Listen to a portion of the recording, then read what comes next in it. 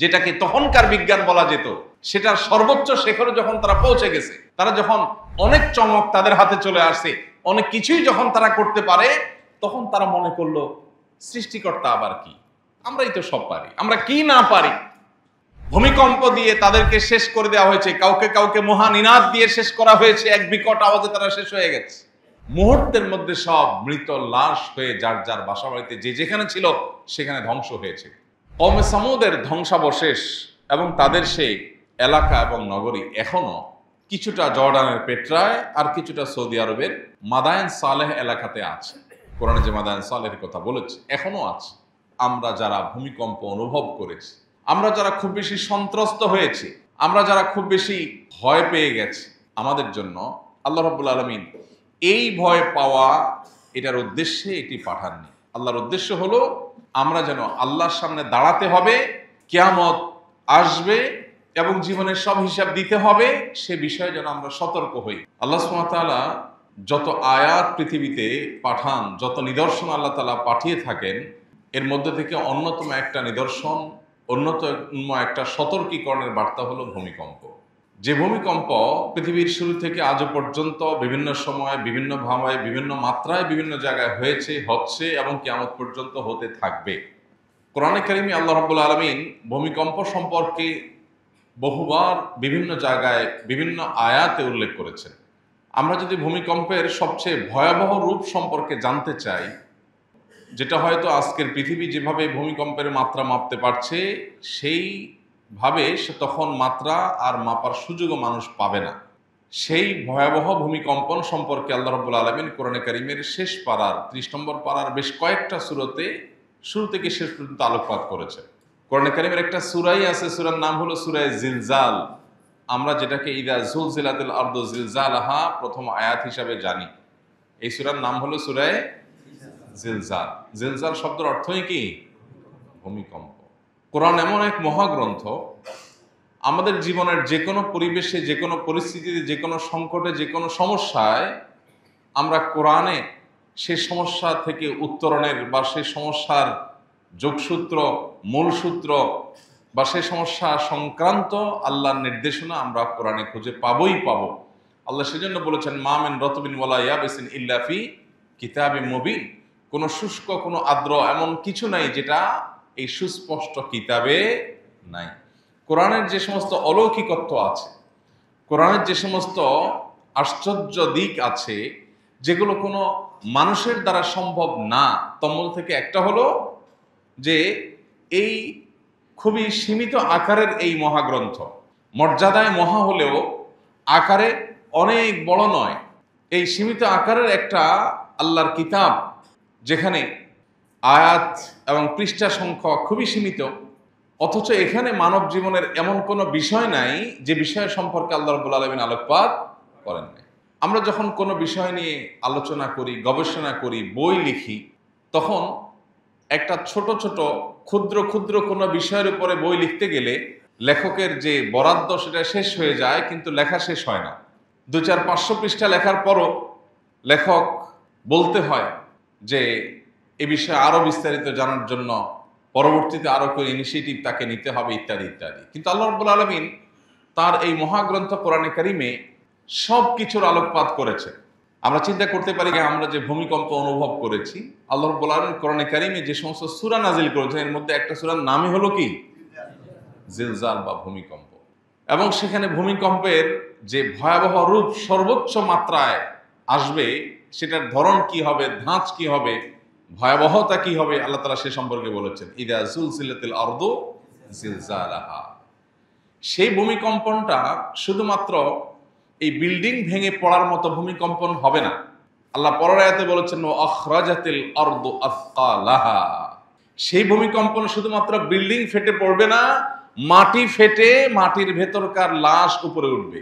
মাটির নিচে আরো যে সমস্ত সৃষ্টি আল্লাহর আছে, দাফন করা আছে, তার সব কিছু প্রকাশিত হয়ে যাবে। অর্থাৎ ভয়াবহতা কি হবে যে শুধুমাত্র বিল্ডিং এ ফাটল ধরবে না, শুধু ভবন ভেঙে পড়বে না, স্বয়ং মাটি ভেঙে চচ্চির হয়ে যাবে এবং ভেতরের সবকিছু প্রকাশিত হবে। কোরআনে কারিমে আল্লাহ রাব্বুল আলামিন সেই দিনের ভয়াবহতা সম্পর্কে ঘুরে ফিরে বারবার আলোকপাত করেছে। আমরা ভুলে যাই। মানুষ ভুলে যাওয়া জাতি, সৃষ্টিগতভাবেই আমাদের সে দুর্বলতা আছে, আমরা ভুলে যাই। আরবিতে ইনসান যে শব্দের অর্থ মানুষ, সে শব্দটির মূলধাতু নিসিয়ান। অনেক গবেষকদের মতে নিসিয়ান থেকে ইনসান, ভুলে যাই, সেজন্যই আমরা মানুষ।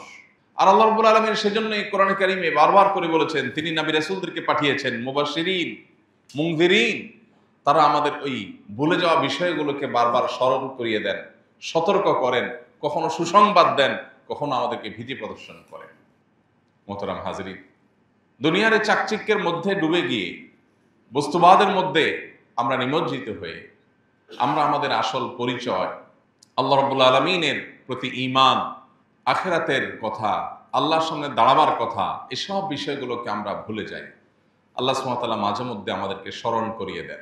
আজকের ভূমিকম্পের বহু শিক্ষা আছে, বহু গবেষণা করবার মতো সুযোগ এখানে আছে। সবচেয়ে বড় যে বিষয়টি একজন আল্লাহর সৃষ্টি হিসেবে, মাখলুক হিসাবে আমাদের এখান থেকে গ্রহণ করবার আছে, সেটি হলো যে আমরা নিশ্চয়ই প্রত্যেকে যার যার মতো করে আমাদের প্ল্যান, প্রোগ্রাম, আমাদের জাগতিক যে সমস্ত ব্যবস্থাপনা আছে সেগুলোর মধ্যে আমরা ডুবেছিলাম। আল্লাহর কাছে যেতে হবে, যে কোনো মুহূর্তে মরতে হবে, এটা ক্ষণিকের জন্য আমরা সবাই উপলব্ধি করার সুযোগ পেয়েছি। আজকে যে 5.5 মাত্রার ভূমিকম্প হলো, গণমাধ্যমগুলো বলছে বাংলাদেশের ইতিহাসে সবচেয়ে ভয়াবহ ভূমিকম্প এটি। এর চেয়ে ভয়াবহ ভূমিকম্প ইতিপূর্বে বাংলাদেশে আর হয়নি। আমি নিজে বিশেষ করে যে এলাকায় থাকি, একেবারেই বেলেমাটির এলাকা, বিভিন্ন পানি ভরা জায়গায় বালু দিয়ে ভরাট করা এলাকা, যার কারণে একটা জোরে ট্রাক গেলেও কাঁপে। সেখানে 5.5 মাত্রা ভূমিকম্প কতটা ভয়াবহ ছিল সেটা বলার অপেক্ষা রাখে না। সেখানে যদি এটি অন্যান্য দেশের মতো 7 মাত্রায় গিয়ে উপনীত হয়, তাহলে আমাদের পরিস্থিতি কি হতে পারত? আজকে যদি সেটি হতো, হয়তো আমরা এখানে যারা আছি আমরা অনেকেই এতক্ষণে আমাদের জীবনের হিসাবের মুখোমুখি হয়ে যেতাম। হয়তো আজকের সে সকালই ছিল আমাদের জীবনের শেষ সকাল। তো সেটা যে কাল হবে না, বা একটু পরেই হবে না, এখনই হবে না, তার কোনো গ্যারান্টি আছে? আল্লাহ সুবহানাহু ওয়া তাআলা কোরআন কারীমে বারবার সে বিষয়টি আমাদেরকে সতর্ক করেছে। আমাদের জীবনের এক মুহূর্তের কোনো কি নাই, গ্যারান্টি নাই। অতএব নবী সাল্লাল্লাহু আলাইহি ওয়াসাল্লাম বলেছেন, কুন ফিদ দুনিয়া কাআন্নাকা গারীবুন আও আবিরুস সাবিল। দুনিয়াতে এমন ভাবে থাকো যেন তুমি কোনো পথিক যেরকম তিনি তার গন্তব্যে যাচ্ছেন সেই কথা মাথায় রেখে সফরের এই ভ্রমণের সময়টাকে সে মনে করে খুবই সাময়িক, জাস্ট গন্তব্যে যাওয়ার মাধ্যম। অতএব তুমি দুনিয়াতে ঠিক সেভাবে বসবাস করো যেন পথিক বসবাস করে। অর্থাৎ এটাকে নিয়ে চূড়ান্ত কোনো প্ল্যান প্রোগ্রাম মনে হয় আর এখান থেকে আমার যেতে হবে না, চিরকাল মনে হয় আমি থেকে যাব, এই মানসিকতা যেন আমাদের মধ্যে না আসে। বারবার করে আল্লাহ তাআলা সতর্ক করেছে। আল্লাহ রাব্বুল আলামিনের এই সমস্ত সৃষ্টিগুলো আমাদেরকে সচেতন করে। নবী করিম সাল্লাল্লাহু আলাইহি সাল্লামের সময় এরকম কোনো ভয়, ভীতিকর কোনো পরিবেশ পরিস্থিতি তৈরি হলে তিনি মসজিদে চলে আসতেন। তিনি সাহাবীদের সতর্ক করতেন, তিনি তওবা করার জন্য আহ্বান করতেন, আল্লাহর দিকে সমর্পণ করবার জন্য, নিজেদেরকে সমর্পিত করবার জন্য তিনি আহ্বান করতেন। ভাইরা আমার, অতএব এ ধরনের পরিস্থিতিগুলো আমাদেরকে বারবার সাবধান করে, সতর্ক করে। আমরা কতটা সাবধানতা গ্রহণ করছি, কতটা সতর্ক হচ্ছি, সেটা হলো সবচেয়ে বড় বিষয়। আল্লাহ রাব্বুল আলামিন এগুলো থেকে আমাদেরকে শিক্ষা গ্রহণ করবার তৌফিক দান করুন। আজ বস্তুবাদী পৃথিবীতে প্রত্যেকটা বিষয় আমরা বৈজ্ঞানিক গবেষণার চোখেই শুধু দেখি। প্রত্যেকটা ঘটনা, প্রতিটা দুর্ঘটনা, প্রতিটি প্রাকৃতিক দুর্যোগ, এগুলোর পেছনে বৈজ্ঞানিক ব্যাখ্যা থাকতে পারে। বৈজ্ঞানিক ব্যাখ্যা থাকা খুবই স্বাভাবিক, কিন্তু বৈজ্ঞানিক ব্যাখ্যার ও পেছনের ব্যাখ্যা, যেমন নবী করিম সাল্লাল্লাহু আলাইহি সাল্লাম বলেছেন, কিয়ামতের নিকটবর্তী সময়ে পৃথিবীতে ভূমিকম্পের পরিমাণ বেড়ে যাবে। গত 1 বছরে শুধু বাংলাদেশে যে পরিমাণ ভূমিকম্প হয়েছে সেটা বহু আগের হিসেব করলে এত ভূমিকম্প হয়নি। এখন দেখুন আস্তে আস্তে মাত্রা বাড়ছে। এখন না হয় আমরা নানা বৈজ্ঞানিক ব্যাখ্যা জানি বা আবিষ্কার করতে পারছি, গবেষকরা বের করছেন যে এই কারণে হচ্ছে, এই কারণে বাড়ছে, কিন্তু 1500 বছর আগে যখন নবী সাল্লাল্লাহু আলাইহি সাল্লাম বলেছেন কিয়ামতের আগে পৃথিবীতে ভূমিকম্পের পরিমাণ বেড়ে যাবে, তার কাছে কি কোনো বৈজ্ঞানিক গবেষণার রিপোর্ট ছিল? কোনো বৈজ্ঞানিক ব্যাখ্যা তার হাতে কি ছিল? কিন্তু তথ্য তিনি দিয়েছেন। এবং সেই তথ্য আজ অক্ষরে অক্ষরে খেটে যাচ্ছে। এখান থেকে প্রমাণ হয় আল্লাহ যে কোরআনে বলেছেন, মা ইয়ানতিকু আনিল হাওয়া ইন হুয়া ইল্লা ওয়াহয়ুন ইউহা, তিনি কোনো কিছুই মুখ থেকে নিজে থেকে উচ্চারণ করেননি, যা বলেছেন তার সবকিছুই ওহী আল্লাহর পক্ষ থেকে তার কাছে এসেছে। কেন ভূমিকম্প হয় এর যে বৈজ্ঞানিক ব্যাখ্যা আছে, সেই ব্যাখ্যাগুলোকে আমরা পরিপূর্ণভাবে বিশ্বাস বা সঠিক ধরে রাখার পরেও একটি কথা থেকে যায়, এই কেনর পরের কেনটা কি? ঝড় জলোচ্ছ্বাস হয়েছে কেন? কারণ সমুদ্রের তলদেশে নিম্নচাপ তৈরি হয়েছে। তো নিম্নচাপটা সৃষ্টি কেন হলো? ওই কারণে হয়েছে। তো সেইটা কেন হলো?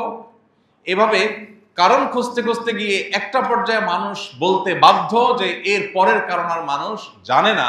ঈমানদার জানে সব কিছু হয় মূলত কোন কারণে? আল্লাহ রাব্বুল আলামিনের হুকুম হয়, ফয়সালা হয়, সেজন্য। আল্লাহর ফয়সালার আর কোনো কারণ প্রয়োজন হয় না। প্রিয় ভাইরা আমার, এই জন্য আল্লাহ রাব্বুল আলামিন আমাদেরকে বারবার করে সতর্ক করেছেন। কোরআনে কারীমে বারবার করে সতর্ক করা হয়েছে। আজকের এই ভূমিকম্প থেকে আমাদের শিক্ষণীয় বিষয় হলো যে এই ভূমিকম্প আল্লাহ রাব্বুল আলামিনের সতর্কীকরণ। আল্লাহ তাআলা সতর্কীকরণ, যেটা আল্লাহ তাআলা কোরআনে কারীমে বলেছেন, ওমা নুরসিলু বিল আয়াতি ইল্লা তাখবীফা, আমি যত নিদর্শন পাঠাই এই সবগুলোই তোমাদেরকে সতর্ক করবার জন্য পাঠাই। অতএব আজ আমরা যারা ভূমিকম্প অনুভব করেছি, আমরা যারা খুব বেশি সন্ত্রস্ত হয়েছি, আমরা যারা খুব বেশি ভয় পেয়ে গেছি, আমাদের জন্য আল্লাহ রাব্বুল আলামিন এই ভয় পাওয়া এটার উদ্দেশ্যে এটি পাঠাননি।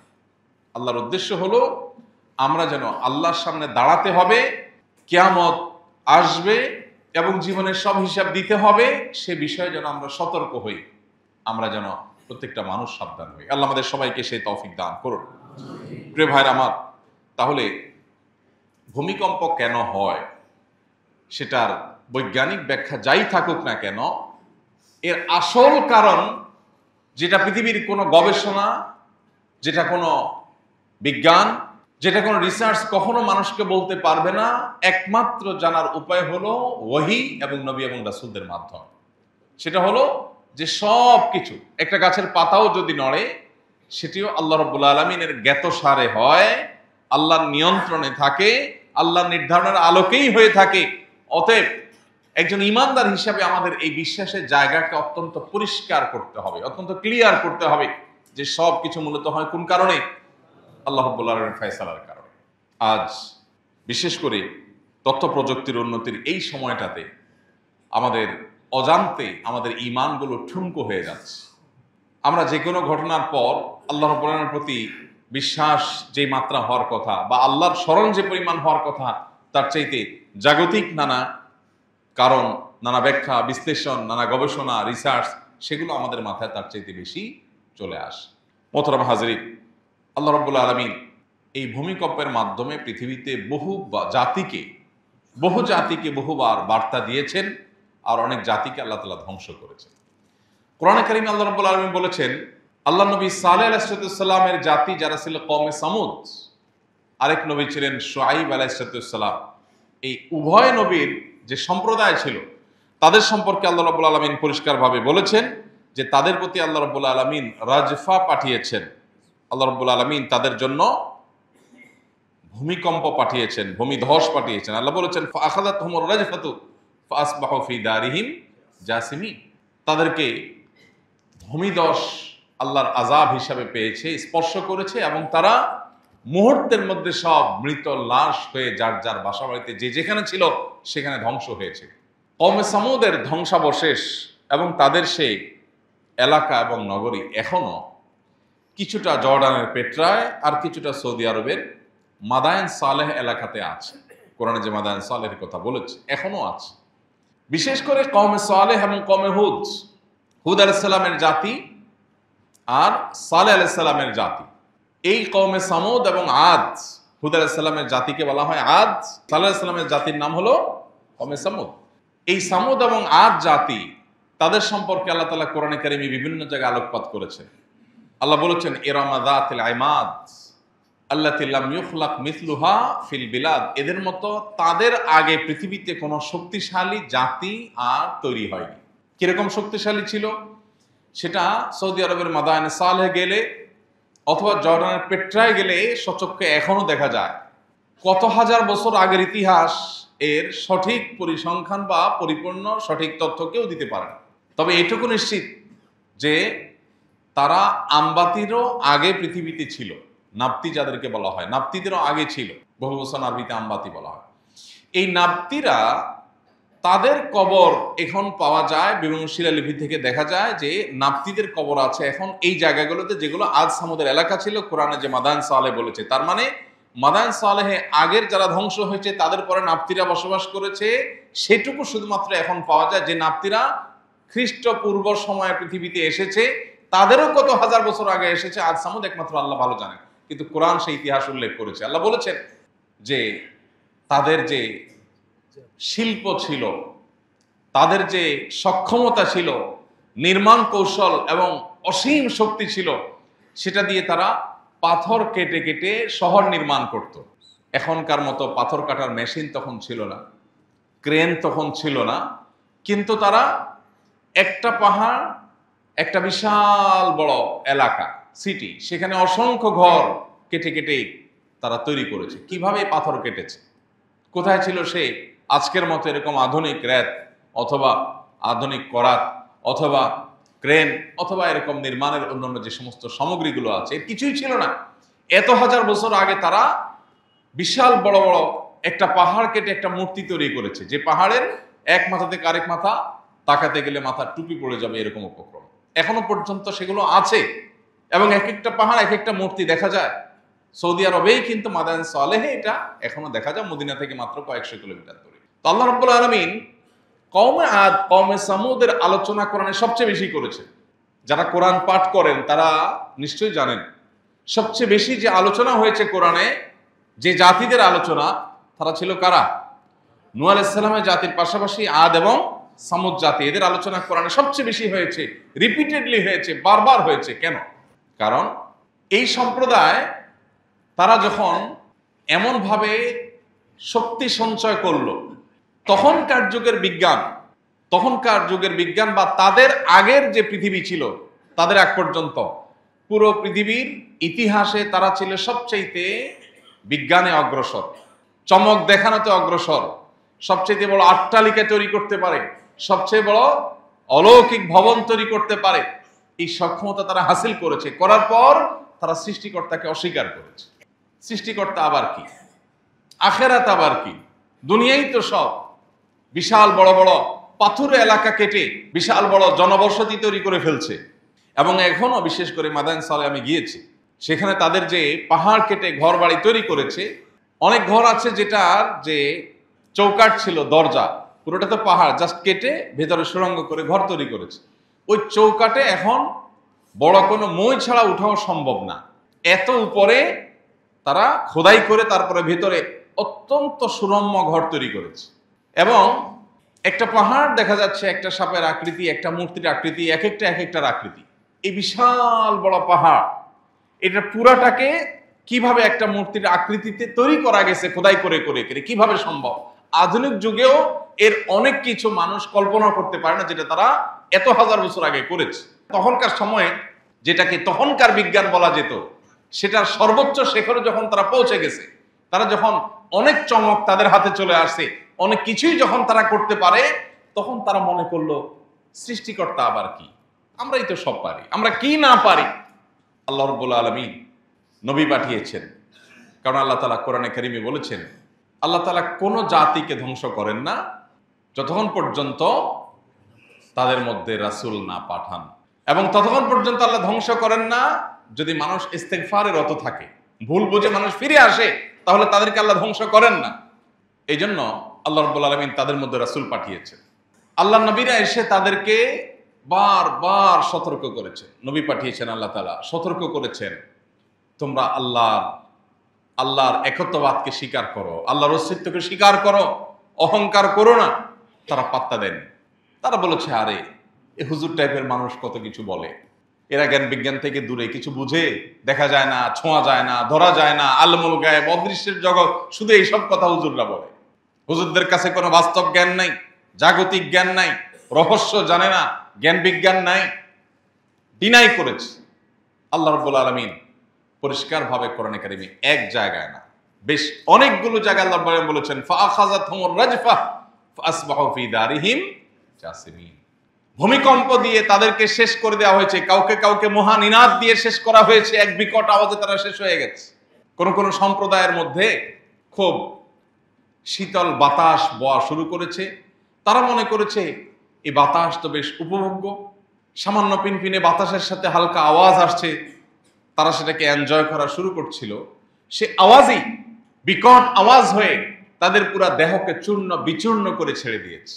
প্রিয় ভাইরা আমার, আমরা যখন পৃথিবীতে বসবাস করছি, ঠিক এই মুহূর্তের পৃথিবী আর্টিফিশিয়াল ইন্টেলিজেন্সের পৃথিবী, এই পৃথিবী এআই এর পৃথিবী।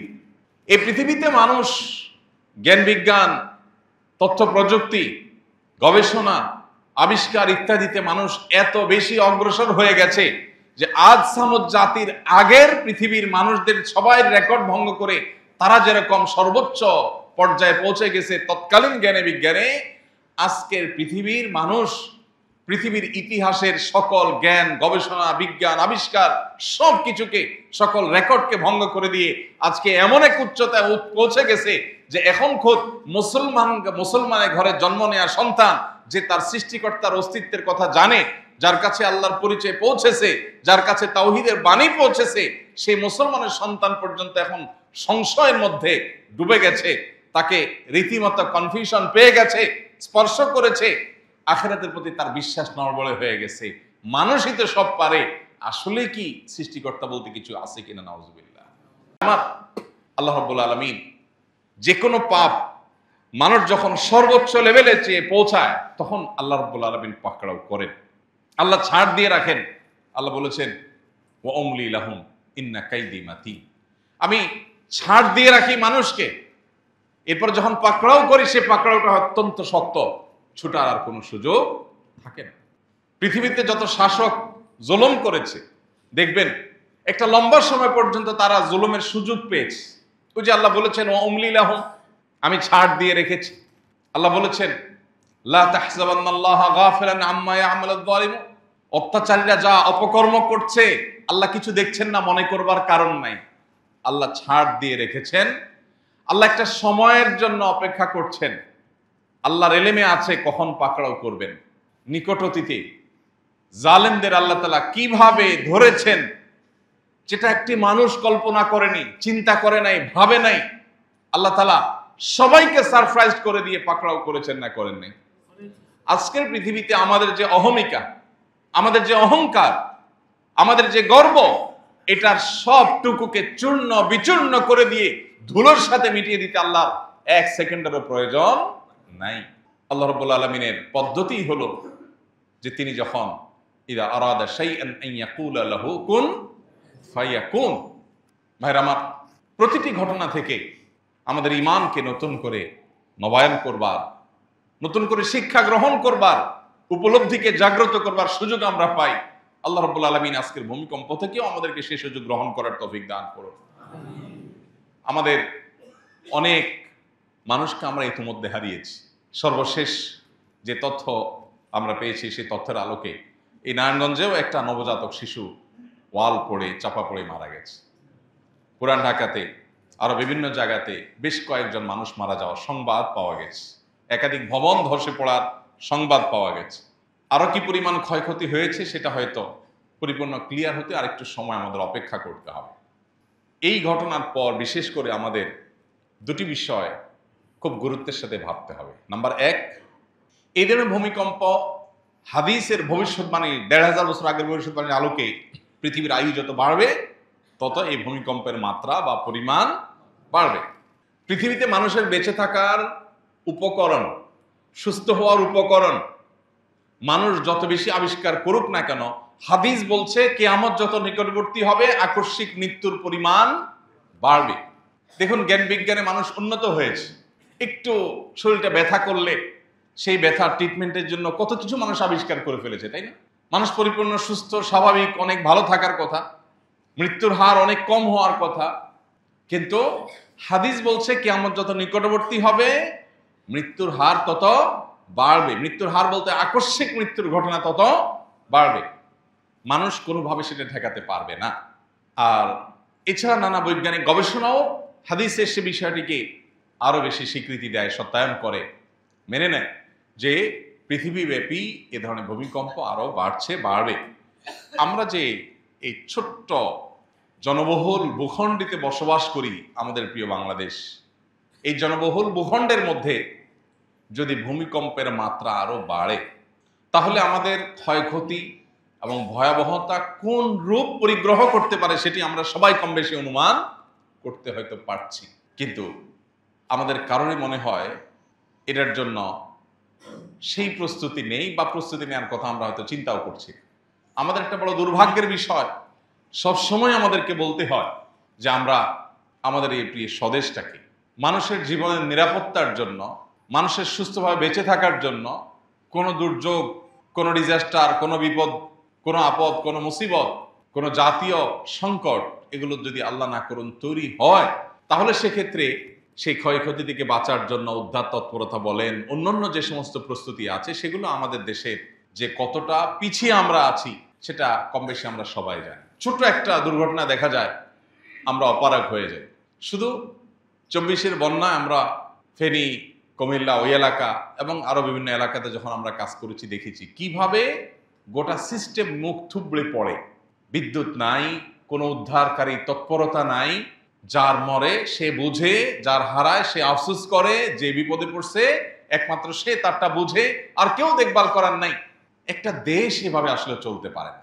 একের পর এক ভবন করতে থাকবেন, একের পর এক বাড়ি করবার জন্য পারমিশন দিবেন, অনুমোদন দিবেন, কিন্তু একটা ভূমিকম্প আসলে কিভাবে, আল্লাহ না করুক ভূমিকম্প আসলে উদ্ধার তৎপরতা চালাবেন, তার জন্য সে প্রিপারেশন, তার জন্য সেরকম জিনিসপত্র, তার জন্য সেরকম ব্যবস্থা গ্রহণের কোনো নাম গন্ধ আলামত কিচ্ছু নেই। আমাদেরকে দেশপ্রেমের সবক দেয়া মানুষগুলোর বড় একটা অংশ তারা বেগমপাড়া বাড়ি করে, পৃথিবী বিভিন্ন জায়গায় বাড়ি গাড়ি করে ফ্যামিলিকে সেট করে বসে আছে, আল্লাহ না করুক কোনো সুবিধা হলে যাতে করে টুক করে তারা চলে যেতে পারে, সেই ব্যবস্থা তাদের করা আছে। এই জন্য দুর্ভাগ্য আমাদের যে আমাদের এ ধরনের দুর্যোগ, এ ধরনের বিপদ আপদে আমাদের যথেষ্ট উদ্ধার তৎপরতা সহ আরো প্রয়োজনীয় প্রস্তুতি আমাদের নেই। আমরা আশা করব আমাদের দায়িত্বশীল পর্যায়ের ব্যক্তিবর্গ, আমাদের নেতারা, নেতৃবৃন্দরা, তারা যেন আল্লাহর ভয়ে নিজেদের বেঁচে থাকার প্রয়োজনে হলেও তারা যেন অন্তত এই বিষয়গুলোর প্রতি বিশেষভাবে নজর দেন। এই যে নির্বাচন আসছে, কোটি কোটি টাকা, মিলিয়ন মিলিয়ন বরং বিলিয়ন টাকা, বিলিয়ন বিলিয়ন টাকা হয়তো খরচ হবে। তোরণ নির্মাণ, শত শত তোরণ নির্মাণ হয়তো হবে। একটা তোরণ নির্মাণ করলে কি লাভ হয়? একটা তোরণ নির্মাণ করতে গিয়ে, একটা গেট বানাতে গিয়ে কি পরিমাণ খরচ হয়? কিন্তু এরকম এক এক নেতার জন্য, এক এক এলাকার এক একজন আপনার প্রার্থী, তার প্রয়োজনে, তার প্রচারণার জন্য দেখা যাচ্ছে অগণিত তোরণ নির্মাণ হয়, শত শত কোটি টাকা খরচ হয়। একটা ভূমিকম্প হলে উদ্ধার করবার জন্য মেশিনারিজ, প্রয়োজনীয় জিনিসপত্র নাই, মানুষকে ট্রিটমেন্ট দেওয়ার মতো সেরকম হসপিটাল নাই, কোনো কিচ্ছু নাই, কিন্তু আছে শুধুমাত্র ডাকডোল পিটায় কে কখন কিভাবে ক্ষমতায় আসবে সেটার বন্দোবস্ত এবং সেটার প্রচেষ্টা। এদেশের মানুষের সবচেয়ে দুর্ভাগ্যের যে অধ্যায়গুলো, এটা তার অন্যতম। যারা পৃথিবীর বিভিন্ন দেশ সফর করেন আপনারা জানেন, আমাদের অনেক পরে স্বাধীনতা অর্জন করে নতুন দেশ গঠন করে আমাদের চাইতে বহু দূর এগিয়ে গেছে এমন মানুষের সংখ্যা, এমন দেশের সংখ্যা অগণিত। বাংলাদেশের মানুষ অত্যন্ত কর্মতৎপর, বাংলাদেশের মানুষ খুব পরিশ্রমী। আফ্রিকার অনেক দেশে গিয়েছি, তাদের অনেক ভালো গুণ আছে, কিন্তু তাদের অনেকের মধ্যে, অনেক দেশেই একটা খারাপ গুণ দেখা যায়।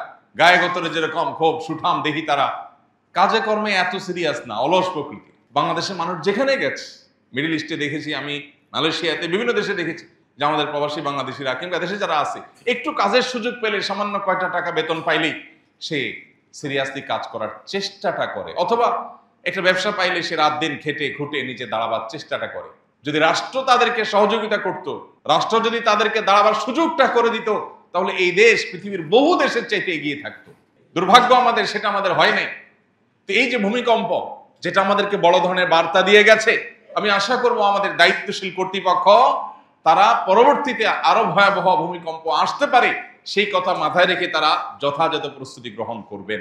এয়ারপোর্টের নাম পরিবর্তন করার জন্য হাজার হাজার কোটি টাকা যে দেশে খরচ করা হয়, যে দেশে দুর্নীতির স্বর্গরাজ্য যে দেশকে বানানো হয়েছে, যে দেশে লক্ষ লক্ষ কোটি কোটি টাকা বাইরে পাচার করে নিয়ে যাওয়া হয়, সে দেশে মানুষের সামান্য একটু দুর্যোগে বাঁচবার জন্য ন্যূনতম কোনো ব্যবস্থা নাই। আমরা বন্যার সময় দেখেছি একটা স্পিড বোট পাওয়া যায় না, কোথাও কিচ্ছু নেই। উদ্ধার করার জন্য মানুষ আমাদেরকে ডাকছে, হাহাকার করছে। আমাদের উদ্ধার করবার জন্য প্রয়োজনীয় প্রশিক্ষণ আমরা নেই, প্রশিক্ষিত না। কিন্তু প্রশিক্ষিত সেরকম লোকবল আমাদের নাই। কি আছে এদেশে? ফাঁকা বুলি, গাল গল্প আর মিথ্যা প্রতিশ্রুতি ছাড়া কি আছে এদেশে আমাদের কাছে? অতএব এ ধরনের পরিস্থিতিতে আমাদের রিয়েলাইজ করবার সুযোগ তৈরি হয় যে আমাদের কি করা উচিত। প্রস্তুতি, জাগতিক প্রস্তুতির অংশ হিসেবে আর একজন মুসলমান হিসেবে সবচেয়ে বড় প্রস্তুতির বিষয় হলো তওবা করে আল্লাহর সামনে সর্বদা প্রস্তুত থাকা। কখন আমার জীবনে ভূমিকম্প নেমে আসবে সেটা আমি জানি না। অতএব আল্লাহর কাছে সবসময় প্রস্তুত হয়ে থাকা, যে কোনো মুহূর্তেই আসতে পারে। বারবার করে আল্লাহ তাআলা বলেছেন, ফাইদা জা আজালুহুম লা ইস্তাখিরুনা সাআতাও ওয়া লা ইস্তাকদিমুন। যখন যার সময় আসবে এক মুহূর্ত আগেও হবে না, পিছেও হবে না। অতএব আমাদের ঈমানের জায়গা থেকে যে প্রস্তুতিটা, সেটা আমাদের সবাইকে নিতে হবে। জাতি হিসেবে সবাইকে আমাদের তওবা করতে হবে। তিরমিজির একটা হাদিস থেকে পরিষ্কারভাবে বোঝা যায়, কিয়ামতের আগে পৃথিবীতে যখন বিভিন্ন পাপাচার ব্যাপক আকার ধারণ করবে, অশ্লীলতা, দুর্নীতি, বিভিন্ন রকমের অপরাধের মহোৎসব, জেনা, ব্যভিচার, এগুলো যখন ব্যাপক হয়ে যাবে, প্রকাশ্যে হতে থাকবে, তখন পৃথিবীতে বেশ কয়েকটা আল্লাহর পক্ষ থেকে অ্যালার্মিং আযাব বার্তা আসতে থাকবে। এর মধ্যে একটা হলো ভূমিকম্প, ভূমিধস, এগুলো বাড়তে থাকবে। এই জন্য আমাদের অনেক বড় একটা প্রস্তুতির জায়গা হলো তওবায়ে নাসুহা করা, খাঁটি অন্তরে তওবা করা। ওতুবু ইলাল্লাহি জামিআন আইয়ুহাল মুমিনুন, হে ঈমানদাররা সবাই আল্লাহর দিকে ধাবিত হও, তওবা করো। ফাফিরু ইলাল্লাহ, আল্লাহর দিকে দৌড়াও, ধাবিত হও। বাঁচবার চিরকাল বাঁচবার কোনো পথ তো খোলা নাই। ঈমানটা অন্তত যেন আমরা নিয়ে যেতে পারি। আল্লাহ আমাদের সবাইকে সেই তৌফিক দান করুন। এই সমস্ত পরিস্থিতিগুলো আমাদেরকে জীবনের বাস্তবতাকে অত্যন্ত দারুণভাবে তুলে ধরে আমাদের সামনে। এক মুহূর্তের যে কোনো গ্যারান্টি নেই। হালাল হারাম বাজ বিচার করা ছাড়া আমরা যে শুধুমাত্র মৌজ মাস্তের মধ্যে ডুবে থেকে আমাদের জীবনকে পার করে দিচ্ছি, এটা যে আমাদের জীবনের সবচেয়ে অপরিণামদর্শী অবস্থান, সেটি এই সমস্ত ভূমিকম্পগুলো নানা সময় একটু নাড়া দিয়ে আমাদেরকে সতর্ক করে। সব সময় তো আল্লাহ শুধু সতর্ক করবেন না, কখনো হয়তো সে চূড়ান্ত সময় আসবে যেটা শুধু সতর্কীকরণ না, যেটা আমাদেরকে শেষ করে দিবে। তার আগে আমাদেরকে সতর্ক হতে হবে। আল্লাহ রাব্বুল আলামিন আমাদের সবাইকে সেই তৌফিক দান করুন। আমরা যেন তওবায়ে নাসুহা করতে পারি, খাঁটি অন্তরে তওবা করতে পারি, প্রস্তুতি গ্রহণ করতে পারি, সেরকম মানসিকতা আমাদের অর্জন করতে হবে। প্রতিটি ঘটনা থেকে আমাদেরকে শিক্ষা নিতে হবে। এখান থেকে আমার নেওয়ার জিনিসটাকে নিয়ে আমি যদি সংশোধন হতে পারি, তাহলে এটাই হবে আমার সার্থকতা, এটাই হবে সফলতা। রব্বে করিম আমাদের সবাইকে সে তৌফিক দান করুন। এই ভূমিকম্পে যে সমস্ত মানুষগুলো মারা গেলেন, যে সমস্ত পরিবারগুলো নিঃস্ব হয়ে গেলেন, অসহায় হয়ে গেলেন, আমরা দোয়া করি আরশে আজিমের মালিক আপনি তাদের সবাইকে মাগফিরাত নসিব করুন। তাদের সবাইকে আল্লাহ আপনি শাহাদাতের মর্যাদা দান করে দিন। আমাদের এই ক্ষুদ্র ছোট্ট দেশটি নানা অপরাধে আল্লাহ আমরা নিমজ্জিত, আল্লাহ আমরা গুনাহগার। আল্লাহ আমাদের এই গুনাহের কারণে আপনার পাকড়াও যেন আমাদেরকে স্পর্শ না করে। আল্লাহর আযাব যদি আসে, নেককার বদকার কাউকে ছাড়ে না, সবাইকে আযাব পাকড়াও করে। আল্লাহ আপনি আমাদের প্রতি রহম করেন, আমাদেরকে তওবায়ে নাসুহা করার তৌফিক দান করেন। আমাদের আজ প্রয়োজন গণ ইস্তেগফার, আজ প্রয়োজন জাতীয় ইস্তেগফার, জাতীয় পর্যায়ে তওবা, সবার গণহারে তওবা ইস্তেগফার করা দরকার। যে যে গুনাহে আছি, আসুন সেই গুনাহ থেকে ফিরে আসি, আল্লাহর দিকে ধাবিত হই, সংশোধন করি, মৃত্যুর জন্য সবসময় প্রস্তুত থাকি, আল্লাহর সঙ্গে সাক্ষাতের জন্য সবসময় প্রস্তুত থাকি। রব্বে করিম আমাদের সবাইকে সেই তৌফিক দান করুন। আস-সুন্নাহ ফাউন্ডেশন, উম্মার স্বার্থে সুন্নাহর সাথে।